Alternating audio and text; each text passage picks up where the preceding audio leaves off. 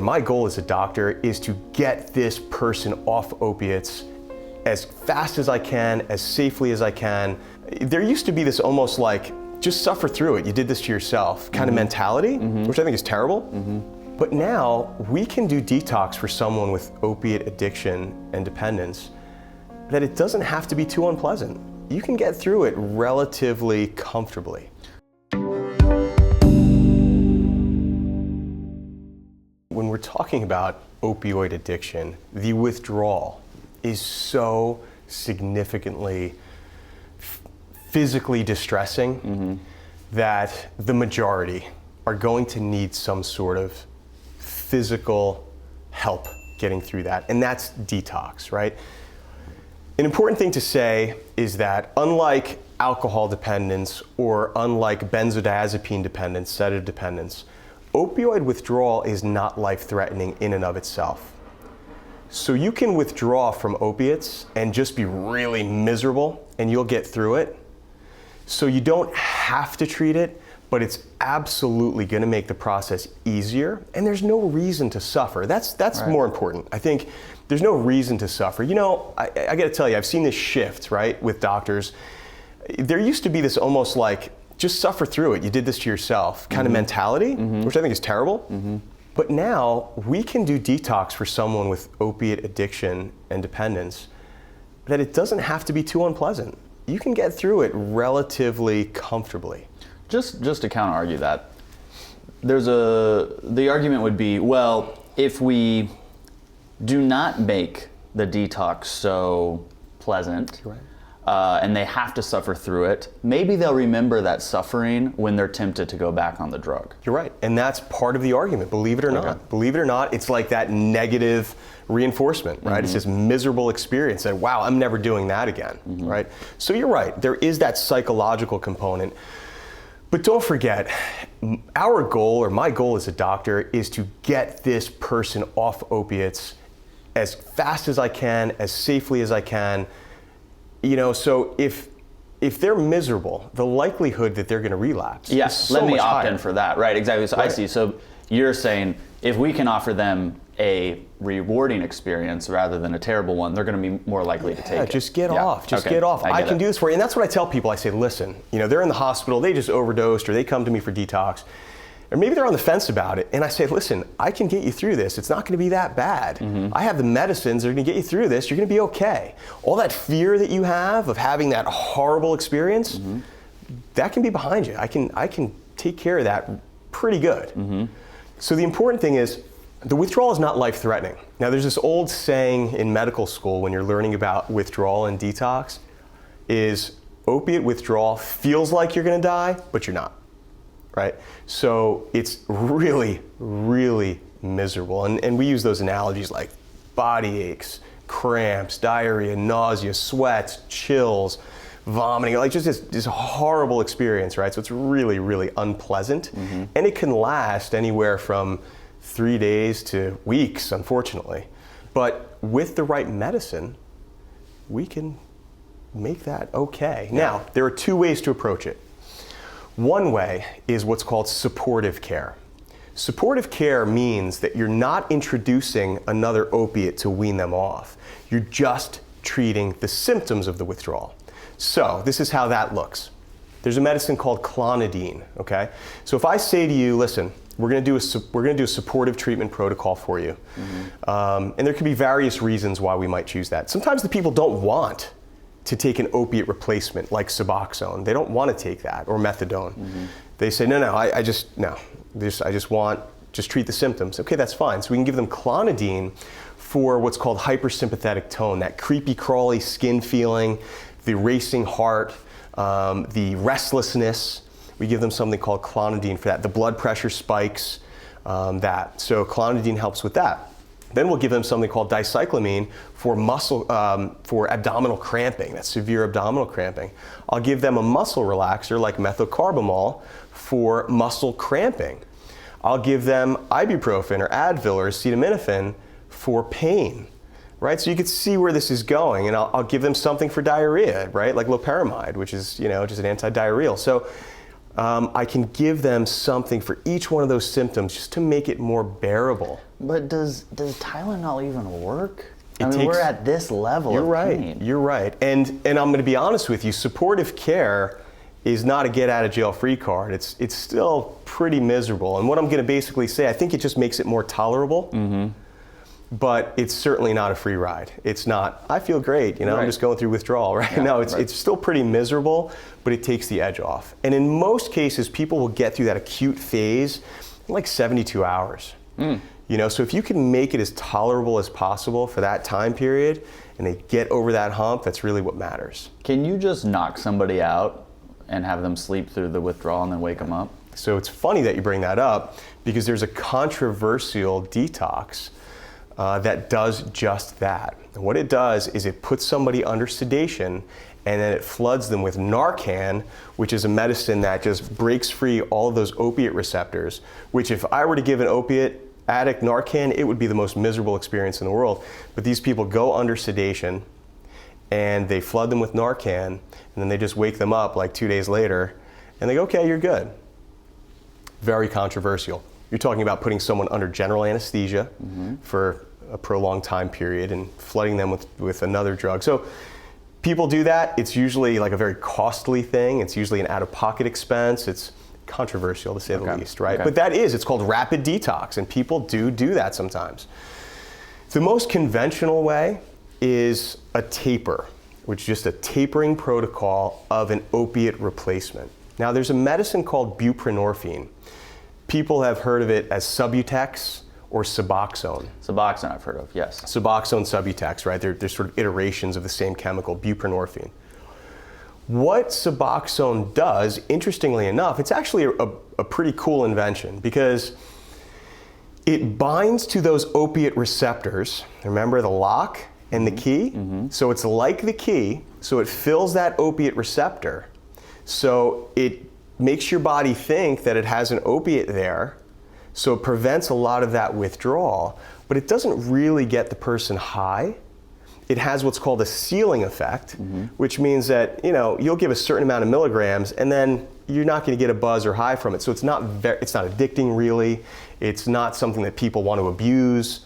So if I took a Suboxone as a non-drug user, would I feel better because I took it? You might, because you're a non-opiate user. You're somebody that's called opiate naive, which means that your receptors are like, hey, opiates, where are you? Yeah. So if I give you... Simmer. Yeah. Slow down. Yeah. If I were to give you buprenorphine, you might feel calm, maybe a mild euphoria, but again, it's dose dependent. And I am less likely to develop an addiction to it? Correct. Okay. And now, this is just out of my curiosity. Yeah. If I were to put, what's the thing, Narcan? Narcan. If right now, if you were to dose me with Narcan, what would I feel? Probably nothing. Nothing? Nothing. You wouldn't feel anything. Okay. There are treatments, and we're going to talk about some treatments. Yeah. Interestingly enough, naltrexone is Narcan. Naltrexone or naloxone is the chemical. You can give an opiate addict either an implant of naltrexone, which blocks opiate receptors, so if they use, they won't get high. What? Right? Or they say that it reduces cravings somehow because you're blocking all those opiate receptors. So that's a treatment option.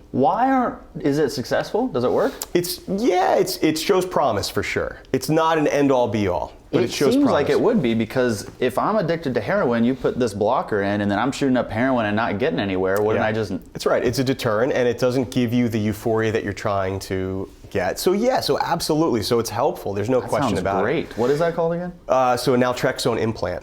A naltrexone implant. Yeah, and it's under some trade name, I'm sure, but it's Okay. it's naltrexone or naloxone, which is the chemical. Okay. And that's Narcan. Narcan is the fast-acting injectable that frees those opiate receptors. If you're in like a acute intoxication, it'll kind of free you up, right? So the point is, buprenorphine, what we'll do is we'll give you over the course of like 5 days. All right, so you're an opiate addict, you start to experience withdrawal. I'm going to give you buprenorphine, and it's going to occupy those receptors. You're not going to feel sick, but you're also not going to get high. And then every day I'm going to bring down that dose just a little bit. This way it eases you off the opiates. So you never really get sick. Here's a very, very important thing with Suboxone or Subutex. Suboxone binds to that opiate receptor, that lock, and as the key, it has more, that lock likes Suboxone better than an opiate. So if you have an opiate that's occupying that receptor, and I don't want to get too scientific, but if you have an opiate that's occupying that receptor, active, and you give someone Suboxone, it's going to kick it off, and they're going to go into immediate withdrawal, and they're going to feel really sick. Right. So you need to make sure that someone is actively experiencing withdrawal before you give them buprenorphine. And when you say you mean a doctor? A doctor, okay. Correct. Right. Now there's something called the COWS scale, COWS like moo cow, right? It's the clinical opioid withdrawal assessment scale or scale, right? And what that do is it's a number scale rating of how far into withdrawal someone is. So I think there's like 15 questions or so. I might be wrong about the number of questions, but it's basically like pinpoint pupils, sweats, anxiety. You know, it's like a checklist of rating the severity of the withdrawal symptoms. That gives you an objective number for when to administer the buprenorphine to make sure you're not giving it too early. So if someone comes to my office and they want buprenorphine detox, you can do this as an outpatient. You could come to my office or a doctor that does this and say, Doc, I need to really get off these opiates. And if they're not actively in withdrawal, if they're not sniffling, sneezing, nauseous, pupils aren't dilated, I say, look, if I give you this buprenorphine, you are going to go into withdrawal, so we need to wait. You got to be a little bit miserable. I'm going to give you the buprenorphine. I'm going to give you enough for 2 days, and you're going to come back. We're going to give you less, another 2 days, a little less, and we're going to taper you off. So my important point is you have to be in withdrawal before you get something like buprenorphine. But that drug has really helped a lot because it really just makes that detox so much easier for people. I hear a lot from my colleagues at the hospital that are not psychiatrists or not addiction specialists. And you know what they say to me, Kyle? They go, well, Doc, aren't you just like replacing their drug? I mean, what, really? Like, are you doing them any favors? You're giving them another sort of opiate, you know? But what they don't understand is, I just had a person who was taking an illicit substance, who had no idea what they were getting, who was overdosing and was getting sick and can't get off it. And now I'm prescribing a very limited amount of a taper to get them off, then that's great. That's great. Especially if they want to get off. You got it. Right. You got it. Because I would imagine if, let's say we were one of the states where you got to force them in, to me, they don't want to change. They don't want to get off. You taper them off. As soon as they get released from rehab, they go, I didn't want to be here in the first place. I'm bouncing back to my old habits. Yeah, you got it. Now, I prefer a taper. You know, let's get you off within a week or two. Now, why do you prefer a taper? Because, so the other option instead of a taper is maintenance therapy. So that's the other thing that we need to talk about. So we're talking about detox, which is an acute thing. Detox is getting you out of that 3 days of hell. Right? And that's that Suboxone taper. But when we're talking about treatment now, we may think about maintenance therapy, right? And maintenance therapy is, you know what? I don't want you to relapse. So you might need a light dose of Suboxone for a longer time period. What's a longer time period? Could be months. Wow. Right? Okay. And when you give them the Suboxone prescription, is it a prescription? You got it, yeah. So they go to a pharmacy, get the Suboxone, and then it's up to them to take it how it's prescribed. Yes. Now, we're asking someone to take a medication as it's prescribed who has an 80% chance of not following directions the first time they were prescribed a medication. So why do we think this time they're going to follow the rules? You're so right. You're so right. And the good news is that the DEA requires any physician that is going to prescribe Suboxone to take a course on how to administer it safely and effectively. And in that training, to get certified to prescribe Suboxone, so if you want to prescribe Suboxone as a physician, you get a special DEA number. Not any physician can prescribe it. And this is good because of all the things you just said. Because if let's say you're an opiate addict and I give you Suboxone either for a taper or for longer term treatment to keep you off the illicit stuff. Right. It's my job that when you come into that office, I do something called a physician medication reconciliation, which means I looked online at all the pharmacies under your name to make sure that you're not getting opiates from anyone else, to make sure you're not getting Suboxone from anyone else, to make sure you're not getting any controlled substances from anyone else. So you're not being dispensed anything else. I have to put that in my chart, right? So you're not getting illicit substances from anyone else, number one.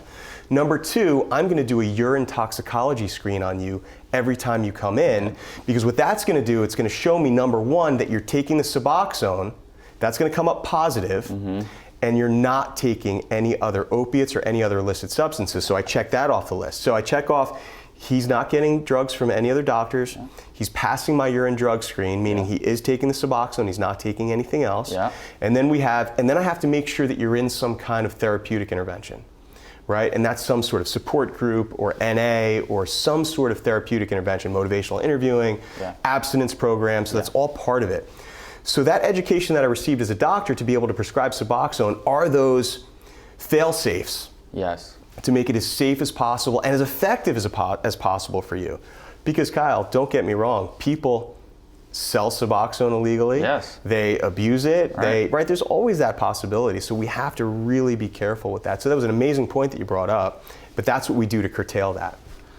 Now, where does rehab play in this treatment process? Rehab is an enormous part of this. Probably one of the biggest parts of it. When you look at substance use disorder and treatment, okay, you're looking at three things.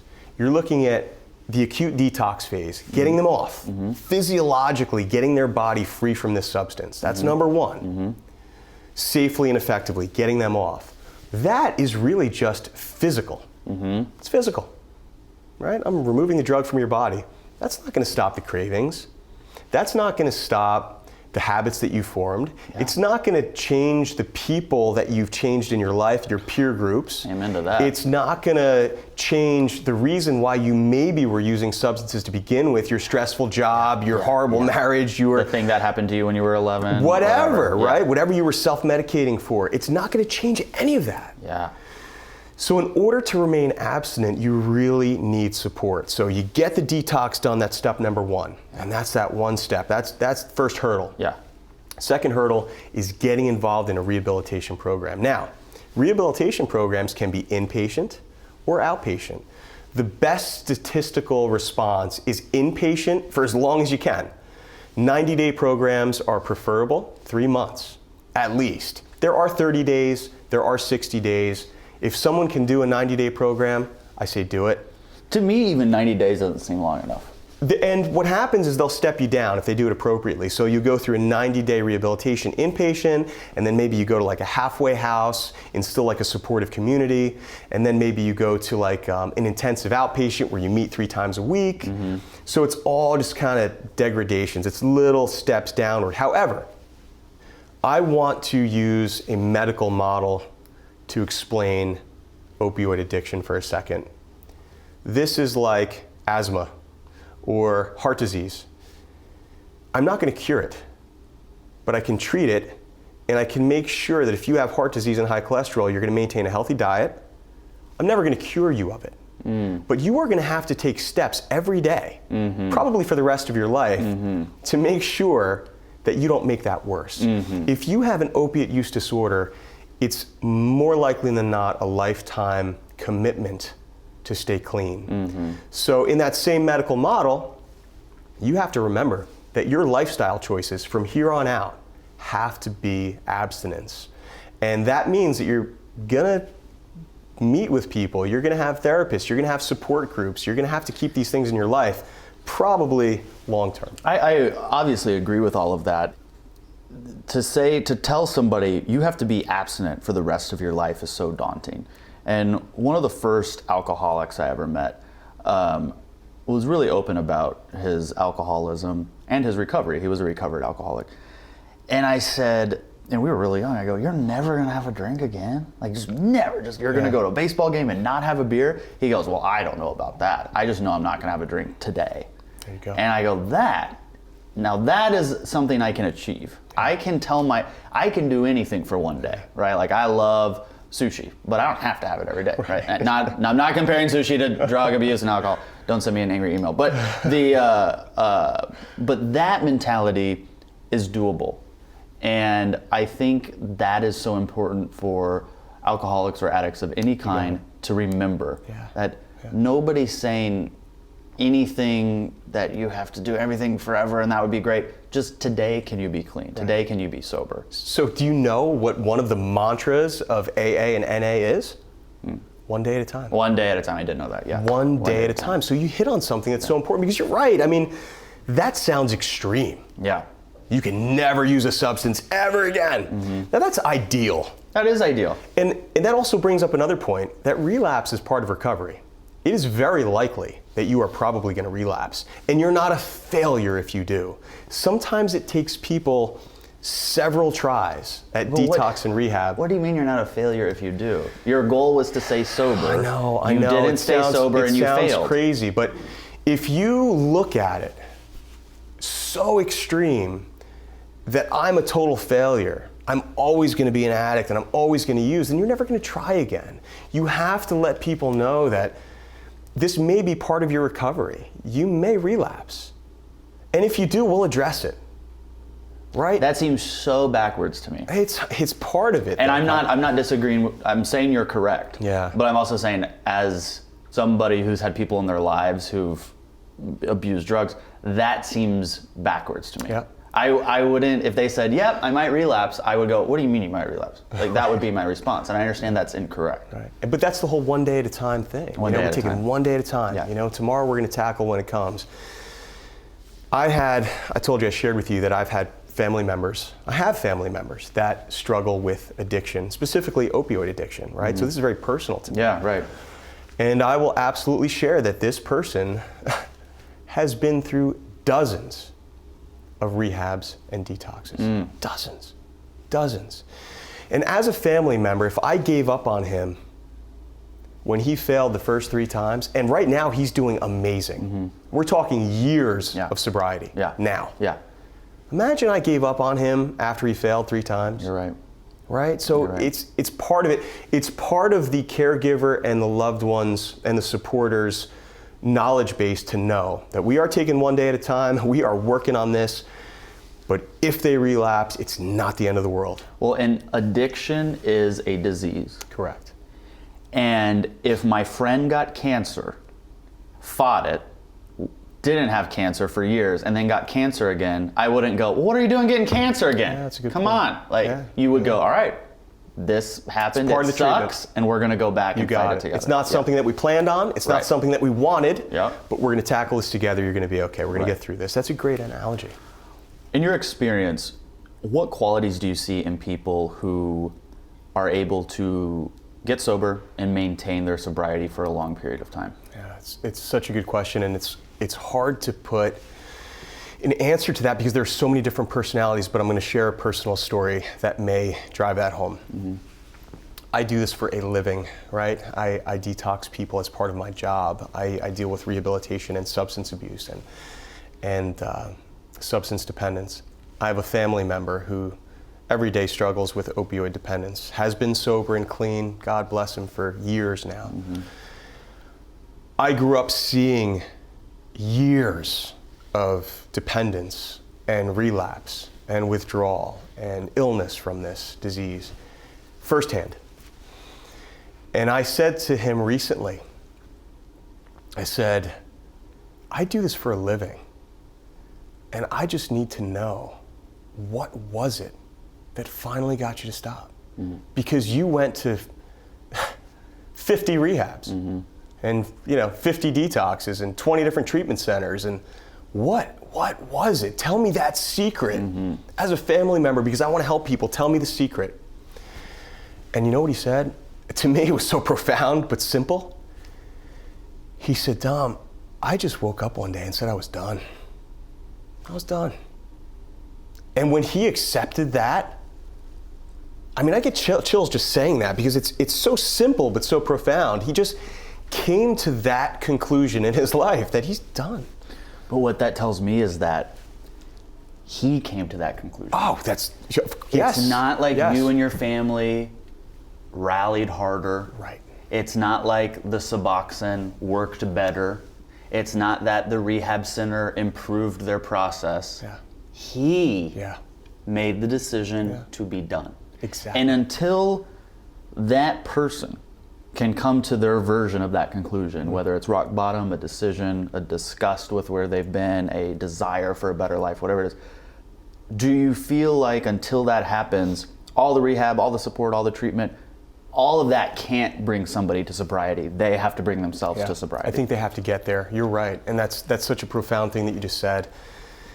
And that's basically what we look at with treatment, is that, and that's what motivational interviewing is, right? It's really getting that person to come to that on their own, helping them come to that. But ultimately, they have to get there. And I agree with you. They have to be there. But it's interesting, right? Because they may have thought that they were done a million times, but it was the way he said it to me actually gave me chills, because it was like, I just knew this was it. I was done. I was done. And that was it. I was like, wow. So that simple statement means so much to me. And I use that with my patients, every day.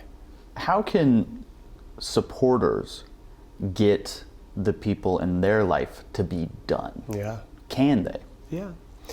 And what I meant by our treatment protocol is sort of driven to getting individuals' insight into their own addiction is super important, because we know, and you just said it, if I sit here and go, Kyle, you have an addiction, go to rehab, go get better, I can force you in there, I can take you through the steps, and if you're not done, you're just gonna keep using, right?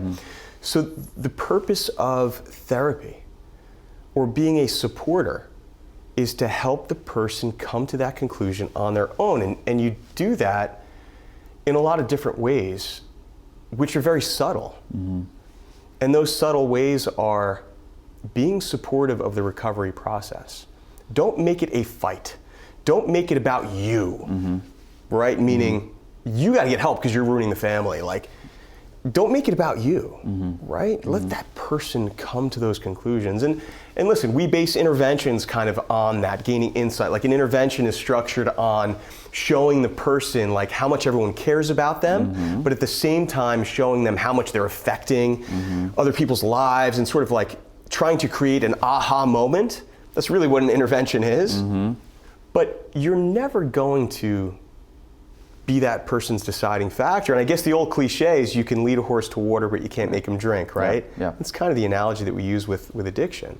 So one thing we haven't talked about when it comes to treatment and getting people into recovery is the fact that many people, consciously or subconsciously, enable the addict. And they have to learn to not enable. Supporting is different than enabling.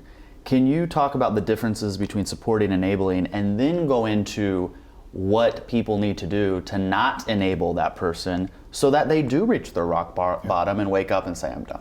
Yeah. One of the hardest things that I think I have to tell a loved one or supporter or a parent is to stop enabling your child, because they are so fearful of that person getting hurt that if I stop giving them money, if I don't want to see them suffer.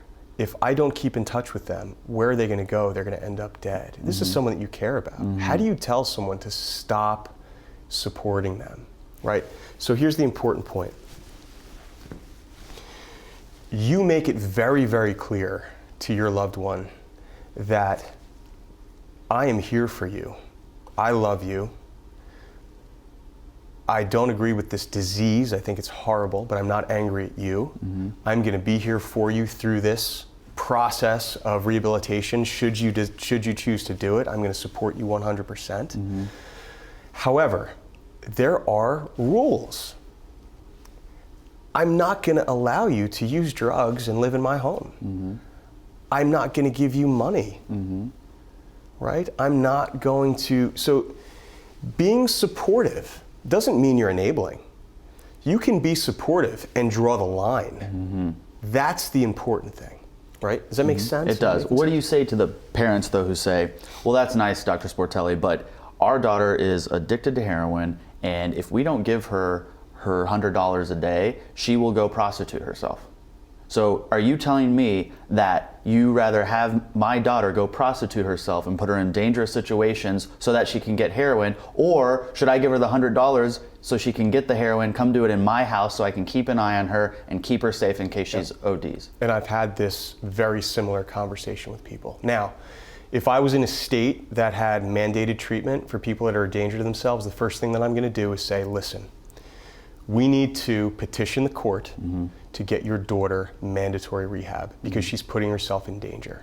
All right? And I hope that legislation passes for all 50 states in that soon, right? That's the first conversation. The second conversation is, let's get your daughter in here so I can talk to her and do some motivational interviewing to see where she is in this whole process, because we need to do something. Let's see if we can sort of encourage this process.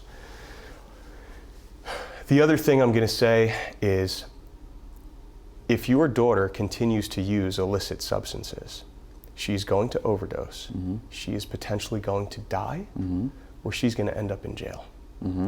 So if you keep supporting this, those are the only three things. Those are the only three outcomes: dead, in jail, or very sick. But those seem like the only outcomes if I don't support her, if I stop supporting her as well. She's going to go prostitute herself and get killed, she's going to go overdose, or she's going to not have the money to buy heroin and get really sick. I don't like.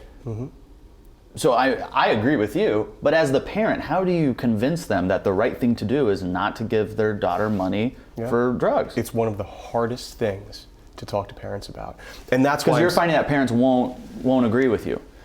They understand, they get it, but there's that. Of course, there's that. Your first job as a parent is to protect your children. Yeah. You'll do anything for your kids. To potentially see your child get sick or die or prostitute themselves or live in a crack house. I mean, this is horrifying to most parents. But unfortunately, the horrible discussion that I have to have with them is that unless they get to a point where they're at rock bottom, they're never going to make that decision for themselves. And unfortunately, that's the risk that you're going to have to take in my particular state where I can't force them into treatment. Okay, it's an incredibly hard discussion. Let me ask you this. Have you ever been in a scenario where you are trying to convince these parents to stop enabling their child? They reluctantly agree they take away the kid's cell phone, the money, all of that, and then shortly thereafter, the kid finds themselves dead. Yes. Yeah. That is for the parents watching that is a hard thing for them to hear and go, then why would I do the same thing for my kid? If you're saying that can happen, why? I'd rather them be in my house where I can see what's going on and call the police if they OD than cut them off and have no idea what's going on. I know it. What I would say is, when you say cut them off, I think there are, potentially ways to sort of keep tabs on them, but don't intervene. Don't be so interventionalist. Don't try and make their life easier. But if you notice things that are dangerous and you can potentially call 911, then do it. And I don't agree with the system right now and where I practice. I want to make that clear. If anyone is using opiates, they need to be in treatment because it's dangerous. And, I am fighting for legislation to get that civil commitment. Whether or not it helps that time, because there's arguments saying if you force someone to treatment, it's not going to work anyway. But I don't care. At least I get them safe right now, right? And I'm fighting for that legislation. I lobby for that. So I don't agree with that system. But I also know that if you continue to enable your child, they will never get better. See, that is the point. Although it is a risk to let them go out into the streets and use and steal and do whatever they need to do to get drugs, it is a risk that it might end up poorly for them. But we know for sure that if they are continued, that the addict is continually enabled by people in their circle, that they will not get better. They will never get better, and they're using an illicit substance that's dangerous. So even if you're giving them $20 to go buy a fix on the corner, that $20 may kill them. How is that different? You're giving them money to purchase something that could potentially kill them. But in your mind, it's like, well, it's okay because I'm sorry. It doesn't make any sense. Right. So, we got to go back for a second, because don't forget, the conversation I'm going to have with these individuals is, let's get them in here. Get them in here, get them in front of me. Because I'm going to say, listen, you can get through this pain-free. I'm going to give you Suboxone. I'm going to help you get through this. You're going to be fine. That's powerful, I'm going to get you through this. You don't have to keep using illicitly. Right. So let's get your daughter in here. I don't want her to prostitute. I don't want her to get into trouble. Get her in here. Right. Get me on the phone with her. Right. So I want to take steps. I don't want you to abandon them. Incredibly tough stuff. What percentage of people who are in the throes of their opioid addiction will find recovery in their life? I think most will relapse. I think the majority will relapse. Staying substance-free for 5, 10 years, I don't know the number. It's an incredibly challenging thing. But the positive note is that I see recovery every single day. There you go. Every day. Every day. I do it for a living. And I have patients that come into my office and they are so proud of themselves. And they on their phone, they have apps that say, Doc, it's been 382 days. In 14 minutes. I'm telling you. Right, I get that, You see, this is some of the best some of the best parts about my job is that I've seen people when they came in for that overdose and they were arguing with their family and they were strung out and they were leaving the hospital against medical advice. And now I see them in my office and they have a job and they have a family and their family will come to the visit, and it's just so amazing to see that.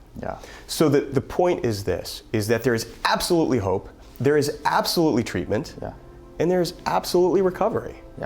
Right? I want to focus on the statistics because that's just going to depress you. Right?